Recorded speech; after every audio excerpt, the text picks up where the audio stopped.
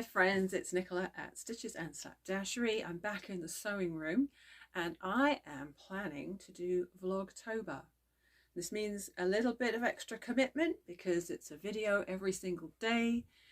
As you know, I'm pretty new to this vlogging game, so I'm going to do my best to be consistent about this. I've already taken a little bit of footage outside today and a little bit of me crocheting. I didn't have my makeup on at the time, so my rosacea was in full bloom. Yes, I have an expensive skincare system working on that right now, and I'm hoping it's going to help. But anyhow, I'm going to do a quick review of the stuff you haven't seen yet that I have made in the last week or two. And I'm going to stand up so that I can try on sweaters and do everything super quick time.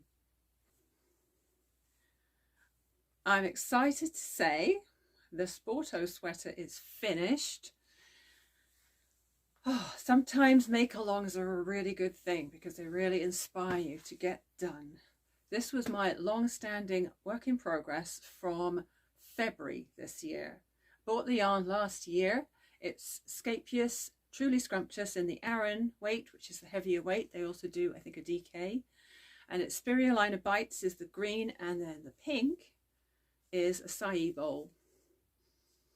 The reason it took me so darn long to get this finished is I kept agonizing about how I was going to include the contrast colors. I had bought, I think, 8 balls of the green, 2 of the pink, and 2 of something called honeycomb, which is like a mustard yellow, and I thought I was going to do all this fancy color work on it. And what did I do? I ended up just doing a bit of sleeve in pink. But hey, I'm happy with it. It has a hood. It's top down, so you start with a hood, and it's raglan, so you keep on going, you split, you do the body and sleeves. I knitted the sleeves concurrently so that I did a bit in this one, a bit on that one, a bit on that one, a bit on that one, so it didn't feel like it took too long. And I did not put the kangaroo pocket on it in the end. And then the ribbing, I ended up ripping back the ribbing and adding another inch to the length of the sweater, and then doing the ribbing again, but as a split hem because it was a little too tight. I did not go down a needle size for the ribbing on the waist. So I did it all on a 6mm needle, except for the hood and cuff ribbing, which I did on a 5mm needle. So super happy with that.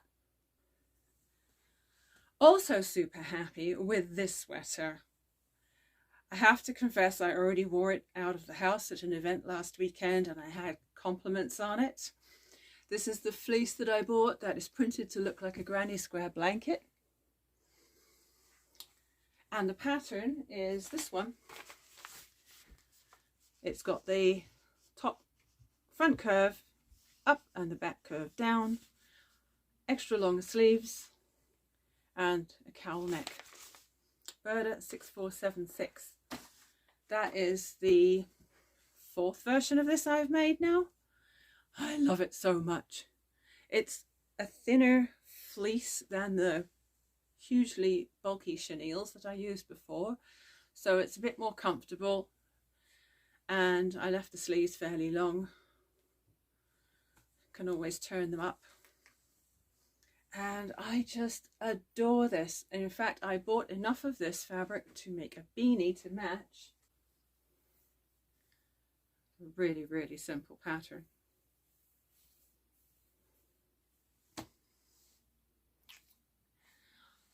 So, super toasty. And the instructions I used for the fleece hat were by Fleece Fun.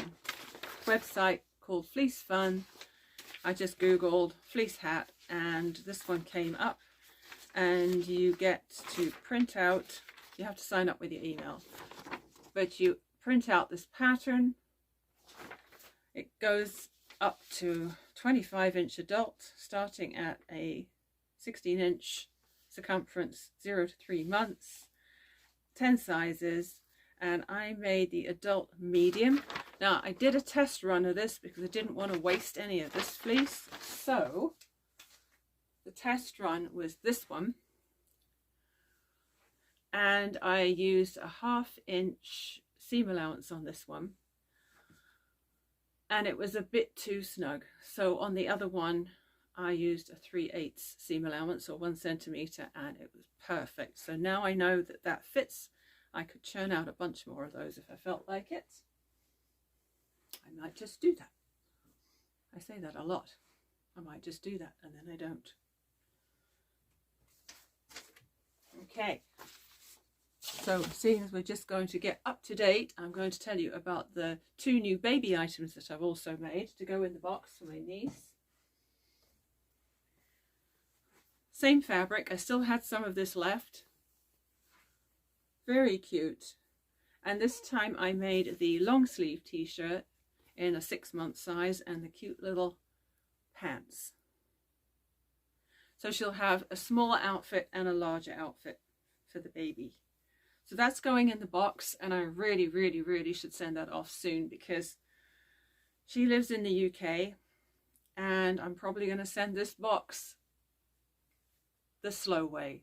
It'll take the slow boat, which means it could take a month or more, and she's due in November. So I'm going to have to get on that ASAP.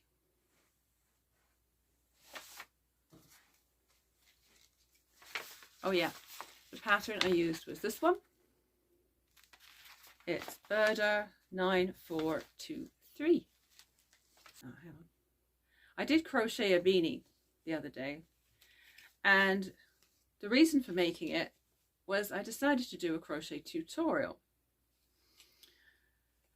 Now I had issues with this. I had it all filmed and I had finished it and it was brilliant, and then I realized that because the tripod with my ring light and camera were on the table that I was using to crochet the beanie, and the tripod isn't very sturdy, that there was a bit of camera shake. So the whole tutorial had a bit of camera shake. Wasn't happy with it, and I thought, okay, I'm going to have to re-record it. Unfortunately, my phone decided to tell me it was 99% full, and so what ended up happening is I couldn't do anything. I couldn't even write a blog post on my blog, nicolanits.com, because it wouldn't even take that. So I did try and get a new SD card at Best Buy for the phone, but they weren't on sale, and my son told me that I could get them cheaper when they were on sale. So he has given me one of his spares, so I now have a 512 gigabyte SD card in my Samsung phone, and I have saved my videos that I've made for my vlog so far, which of course is what's chewing up all the capacity on my phone. So this was a trial run. At least I've done a dress rehearsal on the tutorial. At some point I will be filming a full tutorial and make a different hat, and I will get around to that very soon. One last thing that I have made in the last week is a stack of pillowcases. I know, not exciting at all. However, very useful. I had a really large piece of white broadcloth that came in the bags from my friend who knew somebody who had died and her husband was clearing out her craft products. And so I managed to get 10 pillowcases out of it. So all I did was I just cut 30-inch lengths.